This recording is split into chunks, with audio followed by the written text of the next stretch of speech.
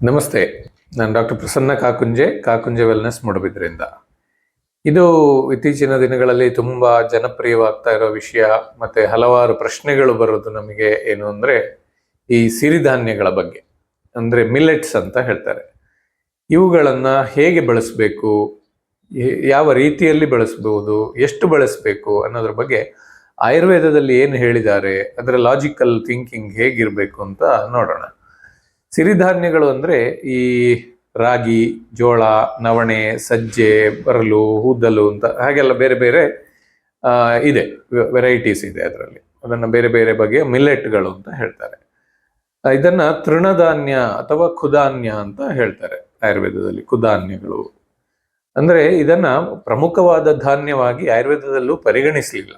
ಇದನ್ನ ಒಂಥರ ಹುಲ್ಲಿನಿಂದ ಬರುವಂತಹ ಬೇರೆ ಬೇರೆ ಧಾನ್ಯಗಳು, ಅದು ಸ್ವಲ್ಪ ಅವರವಾದದ್ದು, ಅಂದ್ರೆ ಪ್ರಧಾನವಾದದ್ದಲ್ಲ, ಸೆಕೆಂಡರಿ ಅನ್ನೋ ರೀತಿಯಲ್ಲಿ ಹೇಳಿದ್ದಾರೆ. ಯಾಕೆ ಅಂದ್ರೆ ಈ ಎಲ್ಲ ಧಾನ್ಯಗಳ ಗುಣ ಏನು ಅಂದ್ರೆ ದೇಹದಲ್ಲಿ ವಾತದೋಷವನ್ನು ಜಾಸ್ತಿ ಮಾಡುವಂಥದ್ದು.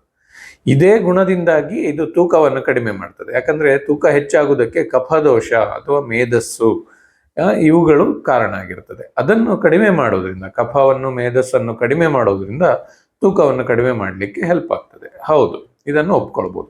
ಆದರೆ ಯಾವಾಗಲೂ ಅತಿಯಾದ್ರೆ ಅಮೃತವು ವಿಷ ಅನ್ನುವಂತಹ ನಾಣ್ಣುಡಿಯಂತೆ ಈಗ ಇದನ್ನೇ ಕೇವಲವಾಗಿ ಬಳಸ್ತಾ ಇದ್ರೆ ಏನಾಗ್ತದೆ, ದೇಹದಲ್ಲಿ ವಾತದೋಷ ಜಾಸ್ತಿ ಆಗ್ತಾ ಹೋಗಿ ಬಹಳ ಬೇಗನೆ ಧಾತುಗಳ ಪೋಷಣೆ ಕಡಿಮೆ ಆಗೋದು, ಧಾತುಗಳು ಶ್ರಿಂಕ್ ಆದಾಗೆ ಆಗೋದು, ಒಣಗುವಿಕೆ ಆಗೋದು ಶರೀರದಲ್ಲಿ, ಈ ಥರದ್ದಾಗುತ್ತೆ. ಜಾಯಿಂಟ್ ಪೇನ್, ಆರ್ಥ್ರೈಟಿಸ್ ಇತ್ಯಾದಿ ಸಮಸ್ಯೆಗಳು, ಬೇಗನೆ ಮುಪ್ಪು, ನರೆಯುವಿಕೆ ಇತ್ಯಾದಿಗಳು ಬರುವುದು, ಹೀಗೆ ಎದ್ದದ್ದೆಲ್ಲ ಸಮಸ್ಯೆಗಳು ಬರಬಹುದು. ಅದಕ್ಕೆ ಯಾವಾಗಲೂ ಒಂದು ಬ್ಯಾಲೆನ್ಸ್ಡ್ ಅಪ್ರೋಚ್ ಇರಬೇಕು. ಈಗ ಒಂದು ಹೊತ್ತು ಅಕ್ಕಿ, ಅನ್ನ ಅಥವಾ ನಾವು ಗೋಧಿ ಏನು ತಿಂತೇವೆ ಅಂಥದ್ದನ್ನು ತಿನ್ನೋದು, ಒಂದು ಹೊತ್ತಿಗೆ ಹೆಚ್ಚಾಗಿ ರಾತ್ರಿಯ ಹೊತ್ತಿಗೆ ಸ್ವಲ್ಪ ಸಿರಿಧಾನ್ಯಗಳ ಬಳಕೆ, ಮತ್ತೆ ಉಳಿದಂತೆ ಎರಡರ ಮಿಶ್ರಣ. ಈಗ ಉದ್ದು ಮತ್ತು ಅಕ್ಕಿಯನ್ನು ಸೇರಿಸಿ ಇಡ್ಲಿ ದೋಸೆ ಹೇಗೆ ಮಾಡ್ತಾರೆ, ಅದರಲ್ಲಿ ಎರಡೂ ಸಿಗ್ತದೆ, ಕಾರ್ಬೋಹೈಡ್ರೇಟು ಸಿಗ್ತದೆ, ಪ್ರೋಟೀನು ಸಿಗ್ತದೆ ಅನ್ನುವಂತಹ ಒಂದು ಏನು ತತ್ವ ಇದೆ. ಅದೇ ರೀತಿಯಲ್ಲಿ ಈ ಸಿರಿಧಾನ್ಯಗಳನ್ನು ಬಳಸುವಾಗಲೂ ಹಾಗೆ ಮಾಡಬೇಕು. ಕೇವಲ ಅದು ಒಳ್ಳೆಯದು ಅಂತ ಹೇಳಿ ಅತಿಯಾಗಿ 3 ಹೊತ್ತು ಸಿರಿಧಾನ್ಯವನ್ನೇ ತಿನ್ನೋದು, ಪ್ರತಿಯೊಂದು ಸಿರಿಧಾನ್ಯದಿಂದಲೇ ಮಾಡಿದ್ದನ್ನು ತಿನ್ನೋದು, ಸ್ವೀಟ್ ಆಗಲಿ, ಉಂಡೆ ಇರಲಿ, ತಿಂಡಿ ಇರಲಿ, ಊಟ ಆಗಲಿ, ಪ್ರತಿಯೊಂದು ಸಿರಿಧಾನ್ಯದ್ದೇ ಬಳಸೋದು, ಈ ರೀತಿ ಅತಿಯಾದ ಸೇವನೆ ಕೂಡ ಒಳ್ಳೆಯದಲ್ಲ. ಮತ್ತೆ ಸಿರಿಧಾನ್ಯದ ಬಳಕೆ ಮಾಡುವಾಗ ಅದನ್ನು ಸ್ವಲ್ಪ ಮಟ್ಟಿಗೆ ಹುರಿದು ಆನಂತರ ಅದಕ್ಕೆ ಎಣ್ಣೆಯ ಅಂಶವನ್ನು ಸಹ ಸೇರಿಸಬೇಕು. ಈಗ ಯಾವುದು ತುಪ್ಪ ಇರ್ಬೋದು ಅಥವಾ ಯಾವುದೇ ವೆಜಿಟೇಬಲ್ ಆಯಿಲ್, ನಿಮ್ಮ ಏರಿಯಾದಲ್ಲಿ ಯಾವುದು ಕಾಮನ್ನು, ತೆಂಗಿನೆಣ್ಣೆ, ಕೊಬ್ಬರಿ ಎಣ್ಣೆ ಅಂತ ಏನು ಹೇಳ್ತೇವೆ ಅದಿರ್ಬೋದು, ಅಥವಾ ಬೇರೆ ಬೇರೆ ಎಣ್ಣೆಗಳನ್ನು, ಅದರಲ್ಲೂ ರಿಫೈನ್ಡ್ ಆಯಿಲ್ ಅಲ್ಲ, ನಾರ್ಮಲ್ ಸಹಜವಾದ ನ್ಯಾಚುರಲ್ ಆದ ಆರ್ಗ್ಯಾನಿಕ್ ಆಯಿಲ್ಗಳನ್ನು ಬಳಸೋದು ಅಡಿಗೆಯಲ್ಲಿ. ಅಂದರೆ ಎಣ್ಣೆಯಲ್ಲಿ ಹುರಿಯುವುದಲ್ಲ, ಡೀಪ್ ಫ್ರೈ ಮಾಡೋದಲ್ಲ, ಅಡಿಗೆ ಮಾಡುವಾಗ ಅದಕ್ಕೆ ಸೇರಿಸ್ಕೊಳ್ಳೋದು. ಈಗ ಬೇಳೆಯನ್ನು ಹೇಗೆ ಬೇಯಿಸುವಾಗ ಅದಕ್ಕೆ ಸ್ವಲ್ಪ 1 ಚಮಚ ಎಣ್ಣೆ ಹಾಕ್ತಾರೆ. ಇದೆಲ್ಲ ಯಾಕೆ ಮಾಡೋದು ಅಂದ್ರೆ ದೇಹದಲ್ಲಿ ಸ್ನಿಗ್ಧತೆ, ಎಣ್ಣೆಯ ಗುಣ, ಕೊಬ್ಬಿನ ಅಂಶ ಕೂಡ ದೇಹಕ್ಕೆ ಬೇಕು.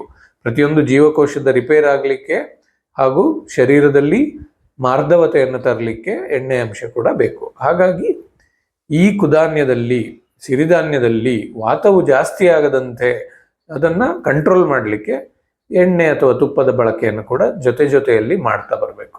ಹೀಗೆ ಇದನ್ನು ಸಮತೋಲಿತವಾಗಿ ಬಳಸ್ಕೊಂಡು ಮುಂದುವರೆದ್ರೆ ಆರೋಗ್ಯವೂ ಚೆನ್ನಾಗಿರುತ್ತೆ.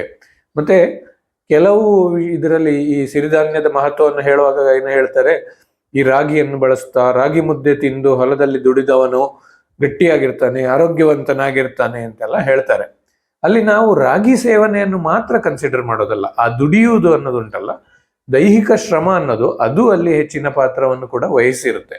ಹಾಗೆ ಯಾವುದೇ ಕೃಷಿಕ ಆಗಿರ್ಬೋದು, ಕಾರ್ಮಿಕನಾಗಿರ್ಬೋದು, ದೈಹಿಕ ಶ್ರಮದ ಕೆಲಸ ಮಾಡ್ತಾ ಇದ್ದಾಗ ಸ್ವಲ್ಪ ಜಾಸ್ತಿ ಪ್ರಮಾಣದ ಆಹಾರ ತಿಂದ್ರೂ ತೊಂದರೆ ಇಲ್ಲ, ಯಾವುದೇ ದೋಷಪೂರಿತ ಆಹಾರ ತಿಂದ್ರೂ ಅದನ್ನ ಸರಿ ಮಾಡಿಸ್ಕೊಳ್ಳುತ್ತೆ ದೇಹ ಅನ್ನೋದನ್ನ ಆಯುರ್ವೇದದಲ್ಲಿ ಹೇಳ್ತಾರೆ.